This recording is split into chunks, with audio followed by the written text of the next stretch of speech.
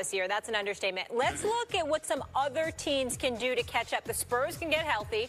The Celtics have the top pick in this draft, and the Cavs are likely to make a move this offseason. Max, which team will make a push to challenge those Warriors?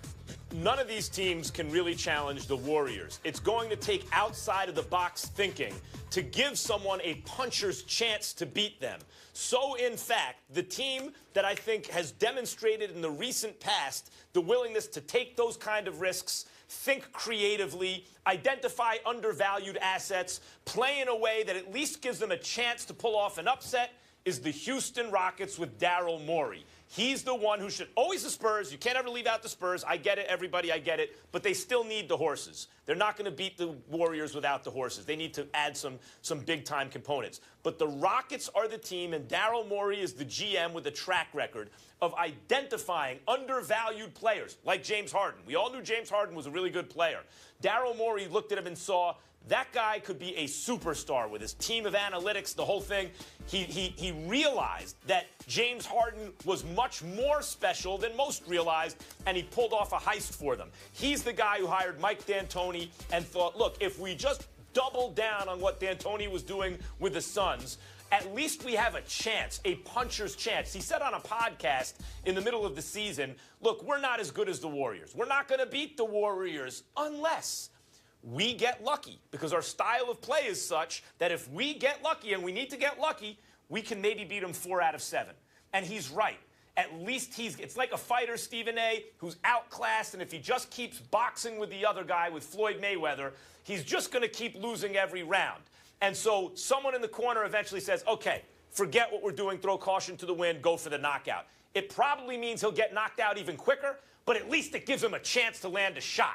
And that's what the Houston Rockets are. They're the one fighter who's looking for the knockout and will be willing to take a puncher's chance, and therefore they have a puncher's chance. I say Daryl Morey's Rockets. Well, I understand that. That makes a lot of sense, but I'm going to go with the Boston Celtics. And the reason why is because before you get to the Warriors, you got to get through the Cavs. And I'm thinking that the Boston Celtics can challenge the Cavs, assuming things work out with the draft. They pick the right #1 overall pick, A, and B, they get a marquee talent in free agency, potentially somebody like Gordon Hayward, who they're obviously looking to grab, and they got to compete with Miami and a couple of other teams in order to get him. The reason I bring up the Boston Celtics, Max, is also because of this. Isaiah Thomas can't play for Game 3. Boston steps out on that basketball court, and they beat the Cleveland Cavaliers in Game 3. Marcus Smart had the game of his life with 7 threes. He dropped 27. Avery Bradley, who, as far as I'm concerned, is an underappreciated player in this league, he drops 20 that game. You're talking about potentially adding a big-time guard, if not Josh Jackson, to the equation, even though I don't think they need Josh Jackson as much as others might, because I like this kid, Jaylen Brown, who we saw at First Take the other day. He's got a lot of upside, and I believe in this brother. I think that he can do some things. So when I look at Boston, if you get a Markelle Fultz or somebody like that, and you're pairing them with Isaiah, and then you add a Gordon Hayward, but you keep Avery Bradley intact, you keep Marcus Smart, you've got Horford and Kelly Olynyk, and then you take into account question marks about Kevin Love and his debilitating health, even though he was still healthy enough to play in the finals or whatever. Age, attrition, knees, back, etc. We don't know what his status is going to be moving forward, and we don't know what moves Cleveland are going to make in the offseason or before the trading deadline. So when I take all of those things into consideration, it's not that I don't think you're right about Houston being a challenge to the Golden State Warriors, but I'm surmising and assuming that the Warriors will find a way to come out of the West yet again, which brings me to the Eastern Conference. And even though the Cavs should and will be the favorites, certainly in my eyes and most basketball aficionados, when I think about what the Boston Celtics have the potential to do because of the multitude of picks that they have at their disposal, combined with the cap space to go out and get a marquee player, you're talking about these dudes finally deciding to swing for the fences. And if they do that and they're successful in doing so, even if it meant getting their hands on a Carmelo, if not a Gordon Hayward, if you do something like that, then you're in position to challenge the Cleveland Cavaliers. And I think that's something we should pay attention to. Yeah, well, look, I like the pick of the Celtics, and I considered them. Ultimately, the reason I don't go with the Celtics, and they are loaded. They're deep. You bring up Jaylen Brown, number 3 overall pick. Marcus Smart was the 6th overall pick. Now they have the 1st overall pick. The Al Horford signing was a great signing because he's the modern big, the best available modern big who can do everything you want the modern big to do, play in, play out. And also weakened a rival. Obviously, Isaiah Thomas is an amazing offensive player, right? Avery Bradley, underrated, et cetera, et cetera. So they're really deep and good. You add Gordon Hayward, it makes them even better. The problem is this. Absent a top 5 NBA player on your team, the history of the NBA indicates that you're only going to win a championship if you don't have that top 5 player, right? That genuine superstar, LeBron, KD, Kawhi, someone like that. If you don't have that guy, it's not enough just to be a really good, really deep team. You have to be special at something, especially excellent at something. Like the Pistons in both iterations of their championships, the Bad Boys, and then again in 2004, were a special defensive team. We're special defensive teams. The Dallas Mavericks that beat the Heat that year and blew out the Lakers in the Western Conference before they even got to the finals.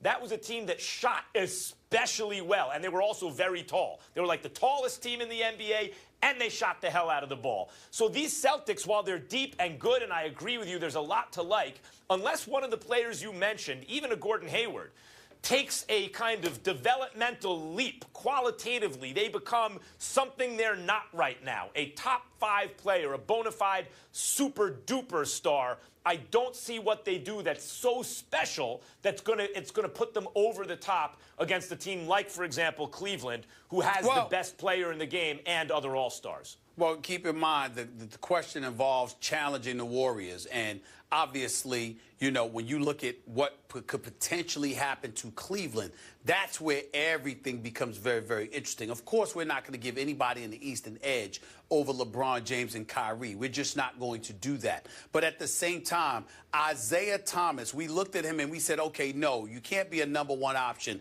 and win in the playoffs with a 5'9" miniature point guard who can score lights out. That's not going to get it done. But if you have a bigger person like a Gordon Hayward, like a Carmelo Anthony, who could be a number 1 option, then all of a sudden that elevates the potency of Isaiah Thomas. And if Isaiah Thomas's potency is elevated, Max, because you have a Melo or a Hayward, then what does that do with the Avery Bradleys and Marcus Smarts of the world and others? It opens the floodgates and makes it more of a challenge, which is what makes it very, very interesting. I guess what I'm saying, you're right in terms of all that stuff. I guess what I'm saying is that if you really want to challenge the Warriors and not just lose gallantly to them, hey, good try, good effort, but actually challenge them, you have to create some kind of asymmetry. In other words, you can't just be symmetrical and you're going to try to fight fire with fire. They have too much firepower. You have to do something that creates an imbalance on the chessboard. And the Rockets are the most likely team to do that.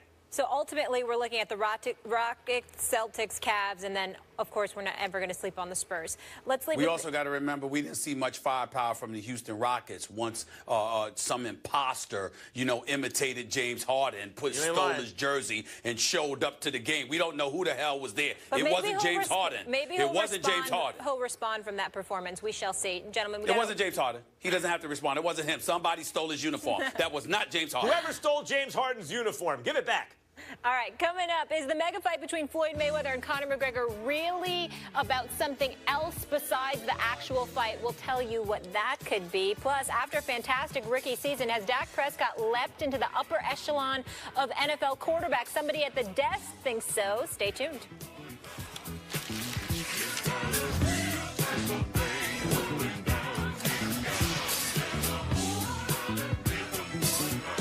Fox Wednesday. It'll be Canelo Alvarez in Triple G. And on Friday, we have actor Josh Duhamel. So be tuned in all week. Could we have seen the last of CP3 in Clip City? Chris Paul plans to meet with the Rockets and Nuggets. According to an LA Times report, CP3 has an early termination option and is expected to become a free agent this offseason. Paul isn't getting any younger, and he's never reached a conference final in his 12 NBA seasons. Stephen A., how far has his star fallen? It's dipped. but I'm not going to blame it on his skill set per se. What I'm going to do is share with you what NBA guys are telling me. They say, look at the progress that has been made by James Harden. Look at the progress that has been made by Russell Westbrook. Look at the progress that has been made by Steph Curry.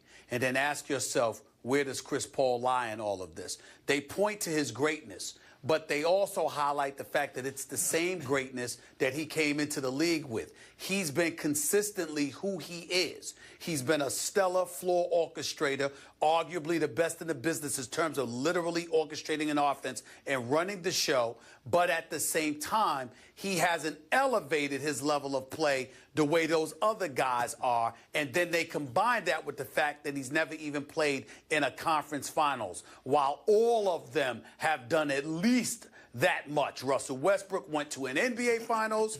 Steph Curry has been to 3. Now, obviously, Chris Paul hasn't had the teammates that those dudes have had, and maybe that's why he's thinking about it. But at the same time, he does need to pause and take a moment to really reflect on his career and recognize that people are looking at him as a great talent, but just a great talent, and they don't really have anything else to say about him other than that, and that's a problem.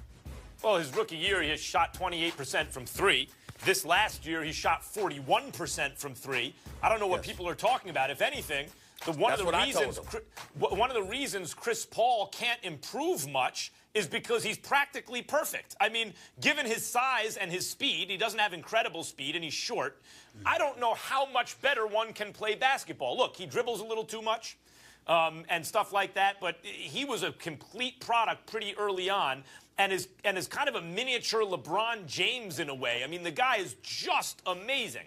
That said, his star has fallen, but I think it's because there's a sense that teams on which he is the point guard are joyless. They don't seem to be more than the sum of their parts. For all what my former broadcast partner Marcellus Wiley calls the championship cologne that seemed to be all over Chris Paul. He just smelled like a champion. In fact, he's had very limited success in the playoffs. And so without that kind of extra credit, and with the kind of sense that maybe he's making the whole less than the sum of its parts, his star has fallen. But in terms of the argument that he hasn't improved, boy, I don't know how much more he can improve in terms of his skills. He's pretty near perfect. I think he's super. He's pretty near perfect. He's big time. But that's what they're saying about him, and they're also holding him accountable for the deficiencies that a Blake Griffin or somebody else might have. Whether it's true or not is irrelevant. That's how he's being looked upon. They know his greatness, but at the same time, they get tired of hearing about it because he's never even in the conference finals, let alone an NBA finals. And they're like, why? You got to make the unit better than the sum of its parts. He has not done that. Good stuff, gentlemen. As always, plenty more to come here on First Take. Keep it locked.